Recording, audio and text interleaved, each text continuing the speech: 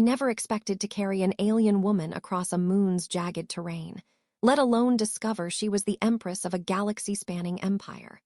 One wrong step could have killed us both, but what I didn't realize was that this journey would change everything I thought I knew about courage, trust, and the absurd ways the universe tests a human. The first time he saw her, she was sprawled on the metallic floor of the shuttle's cargo hold, half hidden beneath a pile of scattered equipment and the kind of glowing tubes that hum ominously when they're not supposed to. He had been fumbling with the panel controls, trying not to accidentally launch the ship into interstellar oblivion, when the edge of silver hair caught his eye. At first, he thought it was some decorative wiring or maybe a stray piece of alien fabric, but then a hand twitched. And then a face lifted, pale and luminous even under the harsh fluorescent lights, framed by those impossibly long, elegant ears that tapered like delicate sculptures. He froze. Hi," he said, as if she would respond to the most awkward greeting in the galaxy. No answer, just a small wheeze that sounded like it might have been a laugh, or a cough, or the universe itself mocking him.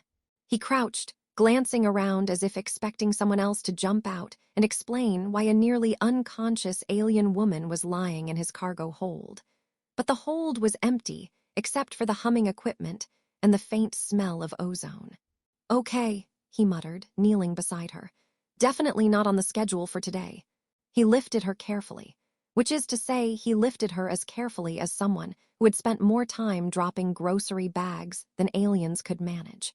Her weight was light, almost deceptively so, like carrying a bundle of silk sheets wrapped around a sleeping cat. And the moment he did, she sighed, a long, low sound that might have been pain or relief or just appreciation of his terrible choice in lifting technique. "Sorry," he said automatically. "I'm not really sure what I'm doing." Her eyes flickered open, revealing sapphire irises flecked with hints of violet, and she squinted at him with the kind of scrutiny usually reserved for rulers of planets and dragons of legend, which, as he would later learn, was surprisingly accurate. "You are human," she murmured, her voice melodic and soft, almost as if she were testing the consonants, making sure he could handle the language before trying anything more complicated.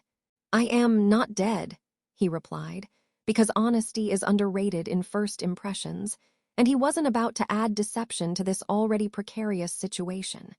She made a sound somewhere between a chuckle and a hiss, and he decided that counted as a positive response.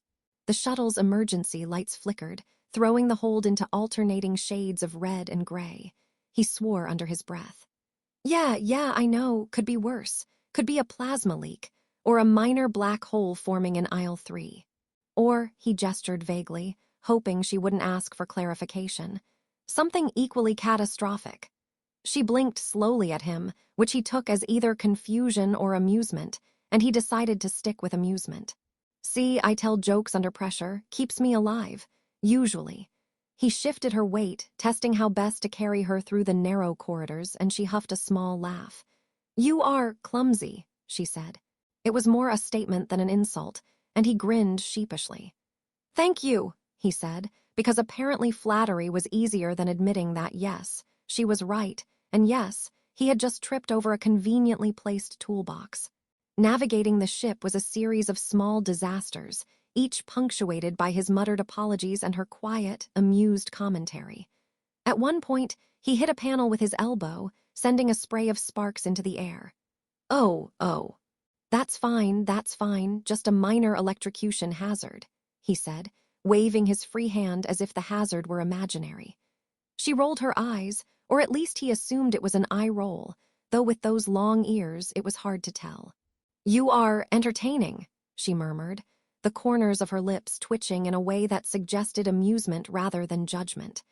That was enough to make him puff up with pride, a ridiculous human instinct he knew he should suppress, but he didn't. Hours passed in that cramped, humming vessel. He carried her, he tripped, he apologized, and she watched him with a patience that bordered on divine, or at least very royal.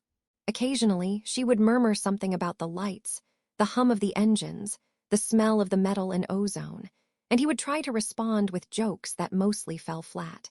Once, he tried to demonstrate his knowledge of alien anatomy using an unidentifiable panel lever as a prop, and she laughed so sharply he nearly dropped her. "Careful," he said, panting. That laugh almost registered as a minor cardiac event. "You should warn me next time, you know."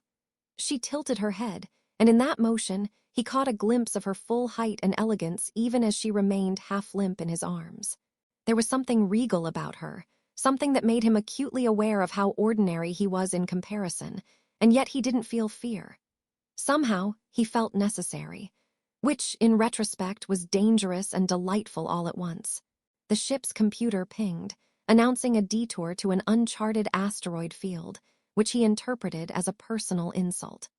Of course, because why wouldn't we veer into a maze of rock and ice floating in zero gravity? Makes perfect sense. She smiled faintly, and he laughed despite himself. "You know, most humans panic when their life is slightly endangered. I make bad jokes." Her eyes glimmered, and he wasn't sure if it was approval or the glow of her inner physiology, but he decided it didn't matter. When they finally reached a clearing on a distant moon, where he could set her down without risking decapitation or spontaneous combustion, he collapsed onto a low, uneven rock, letting her shift her weight and rise gracefully. He rubbed his shoulder and muttered, "You're heavier than you look." She looked at him levelly as if measuring the honesty of the statement. "You are not weak," she said softly. That made him grin. "Thanks. I train in carrying awkward situations mostly." She tilted her head again, long ears sweeping backward, and the gesture seemed both elegant and absurdly human at once. He laughed, louder than was probably prudent. They spent the night in that rocky clearing, the alien sky above streaked with unfamiliar constellations and the faint shimmer of distant nebulae. He told her about his life, mostly exaggerated, mostly embarrassing, and she listened, asking gentle, probing questions about humans and habits that seemed mundane until he realized she was genuinely interested. And then she started telling him stories, little snippets of life in her empire, peppered with humor that caught him off guard. At one point, she described a council meeting where two ministers argued over the proper storage of ceremonial robes, and he nearly fell backward laughing. "So wait, you have interstellar bureaucrats arguing over wardrobe logistics?" he asked between gasps. She nodded, silver hair catching starlight. "We take some things very seriously," she said dryly, and he laughed again, thinking that if this was alien royalty, maybe he'd accidentally stumbled into the most entertaining life form in the galaxy. By the time the second sun of that moon peeked over the jagged horizon, he realized something remarkable. Despite the long ears, the porcelain-like skin, the unearthly composure, he no longer saw her as some untouchable figure.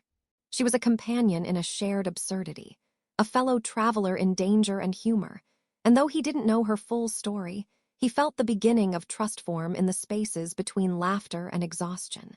When she finally rose fully, brushing dust from her silvery braid, she looked at him in a way that made him feel simultaneously heroic and painfully ordinary. "You are unusual," she said, which, for some reason, he took as the highest compliment he could imagine. He laughed and saluted, joking. "I aim to disappoint in new and innovative ways." She shook her head, her long ears swaying, a gesture that conveyed both exasperation and amusement, and he realized that the universe had just delivered him a companion whose presence was as dangerous as it was delightful. And so, with a moon rising behind them and the faint hum of distant engines echoing across craggy plains, they began what would become a journey neither fully understood, united by circumstance, humor, and an alien grace that challenged every expectation he had of bravery, loyalty, and the improbable kindness of strangers. Hours of carrying, hours of laughter, hours of shared struggle had transformed them from a rescuer and rescued into partners in a story that was only just beginning, one that promised danger, absurdity, and if they survived, the most unlikely friendship, or perhaps more, that either had ever imagined. The air shimmered as she moved closer, her sapphire eyes scanning the horizon, and he, exhausted but impossibly alert, realized that she was not just an alien or an empress or a figure of authority.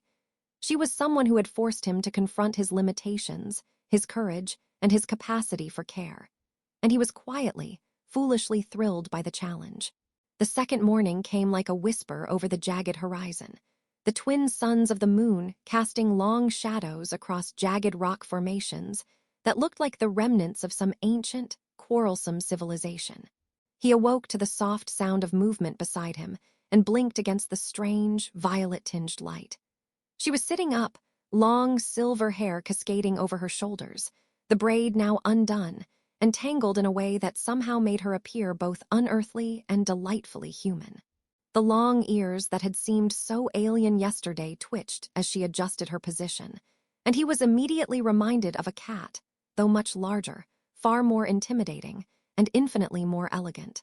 "Good morning," he said, still half dreaming and wholly uncoordinated, and she inclined her head slightly, a gesture that carried both acknowledgement and subtle amusement. "You slept poorly," she said. Her voice had that melodic lilt that made him want to stand at attention, even though he knew better than to do anything that might be considered formal without explicit instruction. "And yet you are upright. That is impressive." He rubbed his neck and made a face. "I have a lot of practice at surviving things I probably shouldn't, mostly falls downstairs and bad coffee decisions." She blinked at him, then let out a short laugh that echoed across the rocky plateau. "Humans are peculiar creatures," she said, and he grinned, feeling like he'd passed some unspoken test. Breakfast was an improvisation involving nutrient packs salvaged from his shuttle, a small campfire that refused to cooperate with gravity in any meaningful sense, and her sharp commentary on the strange tastes of human food. "This paste is called oatmeal," she asked, picking at the sludgy mixture with delicate fingers. "We eat it for survival." "It's survival mostly," he replied, "and sometimes for the taste, mostly not for the taste." She nodded thoughtfully, the kind of nod that suggested she was both weighing the nutritional value and filing away some critical report for her empire. He tried not to notice how regal she looked in the early morning light, sitting cross-legged and observing him as if he were a curious, unpredictable animal under study. At one point, she raised an eyebrow, or at least he assumed it was an eyebrow, given the subtle differences in alien facial structure, and said, "You are ill-prepared." He shrugged, grinning. "That's the human way. We do a lot with improvisation. It builds character." She laughed again, this time more openly, and he nearly choked on a mouthful of oatmeal. "Your humor is strange," she said, and he took it as high praise. Their path that day led them across a series of jagged ridges, each more treacherous than the last, and he found himself carrying her once again, though this time with slightly more skill and considerably more panic. "Careful," she warned, reaching out a hand to steady him when his foot slipped on a loose rock. "You are persistent, I will give you that." "I'm also stubborn," he replied, "mostly because I like the thrill of near-death experiences. It's a hobby." She tilted her head, silver hair brushing his arm, long ears twitching in a gesture he was beginning to understand as approval. "You are amusing," she said, and he laughed, partly in relief and partly because he knew she was being kind in her own alien way. As they moved, he tried to piece together who she was, asking about her people, her world, her empire, though carefully, so as not to seem intrusive or foolish. She answered cautiously at first, revealing glimpses of a civilization that spanned galaxies, with sprawling cities of crystal and metal, councils that debated for hours over minute details, and citizens who treated protocol with reverence bordering on obsession. "And yet," he said, "you're here injured far from all that grandeur relying on me. That seems wildly inconvenient for you." She smiled faintly, eyes narrowing in thought. "Circumstance often trumps protocol," she said. "And sometimes one must test the character of strangers." He nearly tripped over a rock in surprise at her phrasing. "Test the character? I'm honored. Most humans just get interrogated or ignored." She let out a soft laugh, and for the first time he felt that he could tease her safely. "And you pass," he said boldly, grinning. "Barely, but still passing." The afternoon sun cast long, sharp shadows, and the terrain grew increasingly unstable, with jagged rocks interspersed with patches of a strange, luminescent moss that seemed to pulse faintly underfoot. He almost stepped on it once, only to have it give way slightly and emit a soft, squeaky chirp. "What in the universe is that?" he asked, hopping back. She crouched beside him, studying the moss with delicate fingers. "It is a local organism. Harmless, mostly. But it has a sense of humor, I think," she said, and he laughed. "See, even alien moss thinks I'm ridiculous. That's consistency for you." She tilted her head, long ears swaying slightly, and he realized that her amusement was genuine. That evening, they found shelter in the hollow of a massive rock formation, and he attempted to set up a makeshift camp. He was juggling nutrient packs, a small, flameless stove, and an assortment of tools when she stepped closer, offering quiet advice that was as precise as it was elegant. "The flame should not contact the synthetic fabric," she warned, eyes flicking to his fumbling hands. "Or we may have an incident."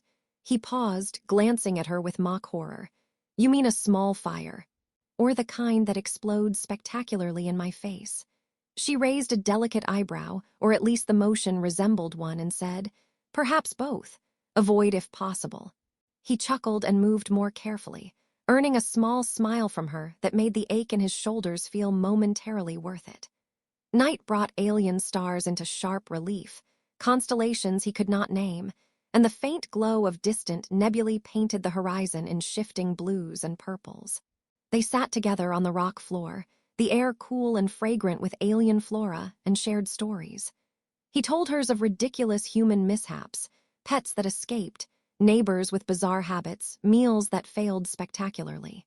She responded with tales of her empire, from council disputes over ceremonial garb to diplomatic missions that went hilariously wrong when two alien species miscommunicated about gravity fields and etiquette.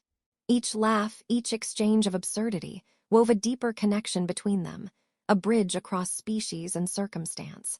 At one point, he tried to lighten the mood further by mimicking a ceremonial bow she had described earlier, only to nearly tumble off the rock. "See," he exclaimed, arms flailing. "This is why humans don't usually engage in formal alien greetings. Gravity is a harsh critic." She laughed, silver hair falling over her shoulders, eyes glimmering with amusement. "You are fearless in your foolishness," she said, and he grinned. "Or foolish in your fearlessness, potato, potato." As the hours stretched into night, their conversation turned quieter, more contemplative. He asked questions about her beliefs, her fears, the moments when she felt most alone despite the grandeur of her title. She answered honestly, revealing vulnerabilities that contrasted sharply with the regal composure he had first encountered.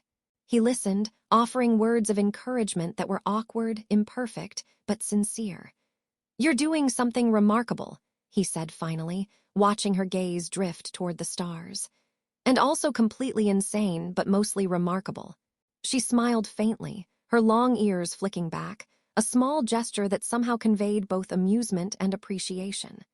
Sleep came fitfully, interrupted by the occasional alien sound or sudden gust of wind, but they rested side by side, a human and an empress, sharing warmth and quiet company. And in the half-light of pre-dawn, he realized that their bond had grown beyond necessity. It was no longer just about survival, about carrying her through danger. It was about trust, laughter, shared absurdity, and the fragile understanding that even across galaxies and species, connection could form in the most improbable of circumstances. By the time the twin suns began to rise again, he felt a quiet exhilaration, a sense that the day ahead would demand courage, ingenuity, and humor in equal measure. They would face dangers, perhaps far greater than anything in the isolated moon's rocky terrain, but he no longer feared them as a lone human. He had her beside him, radiant and formidable, a presence that challenged and inspired him in equal parts. And though he did not yet know the full scope of her empire or the dangers that lurked in the void beyond, he felt ready. For in the shared laughter, the clumsy heroics, and the quiet, knowing smiles exchanged beneath alien skies, they had already begun to navigate a path together that defied rank, species, and expectation. By the third morning, the air felt thinner, cooler, tinged with the metallic scent of distant machinery and the faint ozone hum that drifted across the rocky outcrops. He woke to find her already standing, stretching with an elegance that made him wince in envy and admiration all at once. Her long silver hair caught the dawn light, glinting like strands of spun starlight, and the gentle sweep of her ears gave her a subtle alertness that he found simultaneously intimidating and oddly reassuring. She had cleaned her small, makeshift bandages overnight, though he knew her injuries were still tender. "Morning," he said, rubbing his stiff shoulders. "You slept well?" She shook her head slightly, the movement precise, as if measured to preserve grace and dignity. "Sufficiently. Unlike you, I imagine," she replied, and he laughed, because of course he had slept poorly, tangling himself in his improvised bedding and tripping over the odd rock in his half-consciousness. She gave him a faint smile, one that suggested amusement, tolerance, and a very faint trace of respect. Their path that day led toward a jagged canyon, where an abandoned relay station marked on his half-legible star maps might provide shelter and communications access. He carried her over the rough terrain again, though with far less panic and far more determination, his movements now guided by a strange mix of instinct, necessity, and emerging confidence. "You know," he said, grunting as he climbed a steep incline, "I used to think carrying groceries was hard. I was very, very wrong." She tilted her head, long ears twitching ever so slightly, and said, "You are persistent." He laughed. "I prefer resilient. Less whining, more heroics." She made a faint, melodic sound that he took as a chuckle, and for a moment the harshness of the alien terrain seemed less threatening, softened by their shared humor. As they neared the relay station, faint lights flickered inside, evidence of the automated systems still functioning despite years of neglect. He glanced at her, expecting perhaps a nod, a gesture, some cue to enter cautiously, but she simply stepped forward with that innate grace that made him feel clumsy in comparison. "I hope you are prepared," she said softly. "Prepared for what?" he asked. She smirked, that small, knowing curl of lips that suggested secrets he would only discover by paying attention. "For surprises," she said. He raised an eyebrow. "Excellent, I am occasionally excellent at handling surprises." That earned him a short laugh from her, and he felt a brief, foolish spike of pride. Inside, the relay station's interior was a maze of dusty consoles, flickering screens, and the faint hum of dormant circuits that had been coaxed back to life by residual solar power. He worked alongside her, following instructions with a mixture of apprehension and admiration. She moved with purpose, fingers brushing the controls lightly, eyes scanning the displays for anomalies, and he realized that everything he had assumed about her empire, the distant grandeur, the formality, the ritual, was intertwined with practicality and intelligence that rivaled the most advanced human minds. "You are surprisingly adept," he said, genuinely impressed. She glanced at him, eyes glinting. "You are less chaotic than I feared. That is commendable." He grinned. "I'll take it."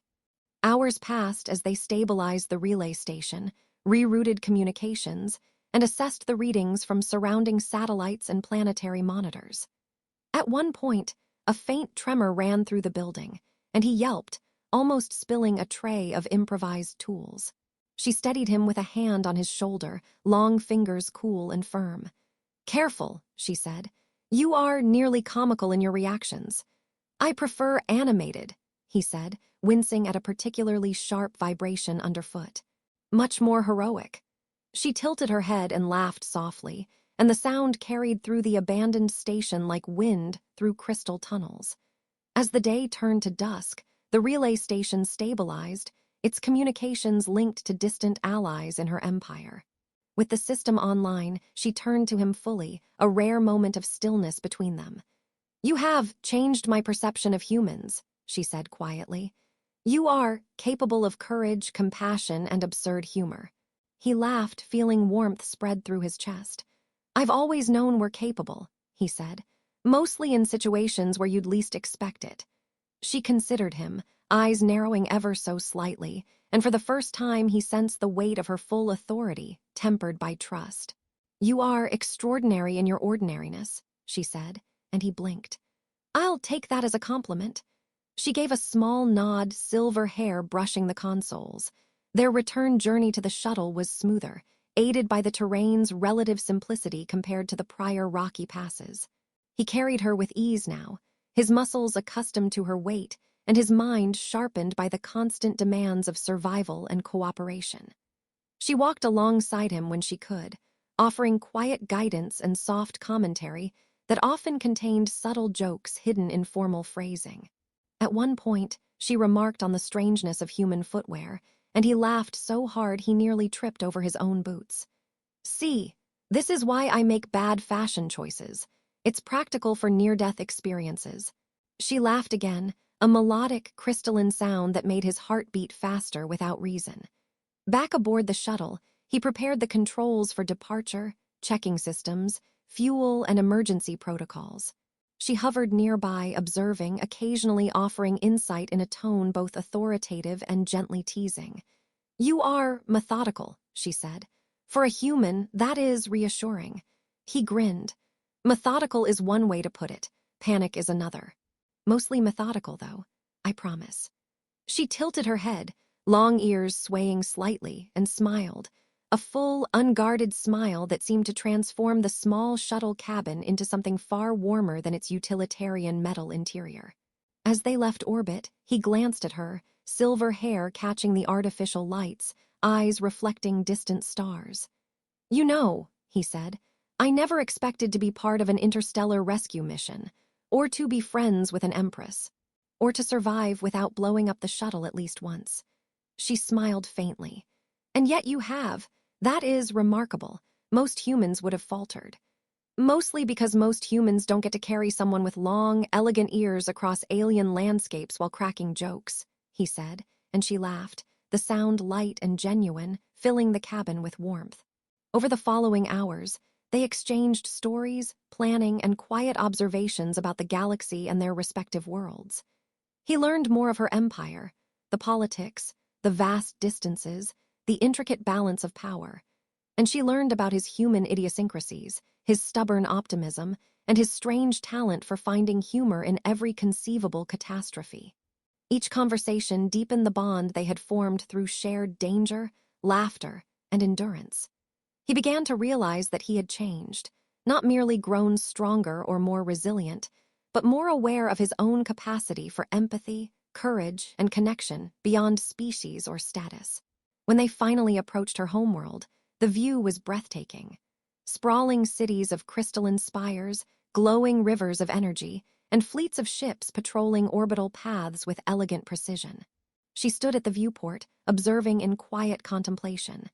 "It is familiar," she said softly, almost to herself, "and yet different because you are here."